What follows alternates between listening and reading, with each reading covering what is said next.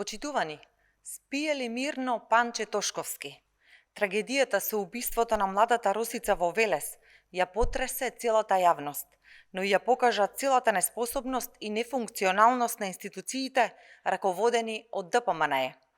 По бурните реакции во јавноста и барањето одговорност за институционалните пропусти, МВР соопшти дека 11 полициски службеници од СВР Велес добиле дисциплински пријави. Не може вината да се сведува само на 11 полицајци. На толку многу пропусти, каде се началниците и командирите? Каде се функционерите? Зошто тие се заштитени? Каде е нивната одговорност? Сите што направиле пропусти во случајот на Росица мора да одговараат до највисокиот раководител и секако политичка одговорност од Тошковски. Јавното обвинителство мора итно да отвори истрага за сите инволвирани. Мора да се истражи секој пропуст, секој непостапување, секоја одлука што придонела една жена да биде оставена сама на милост и немилост на насилник. А има и уште едно прашање на кое јавноста мора да добие одговор. Дали на вистина Росица лично му се обратила на министерот за внатрешни работи Панче Тошковски?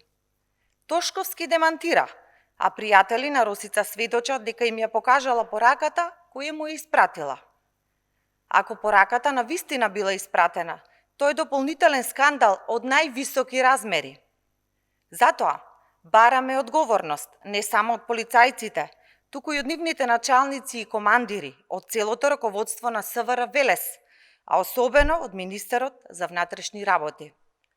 Панче Тошковски мора да поднесе оставка од морални причини. Ова е прашање на човечност и почитување на човечки живот на една жена. Институциите не ја заштитија Росица. Нејзиниот крик за помош остана игнориран. Тоа е срам за државата и тежок товар на совеста на сите кои што се дел од системот. Социјалдемократскиот сојуз на Македонија ќе продолжи да бара вистинска, институционална и политичка одговорност, затоа што животот на секоја жена мора да биде заштитен, а институциите мора да функционираат за граѓаните, а не против нив.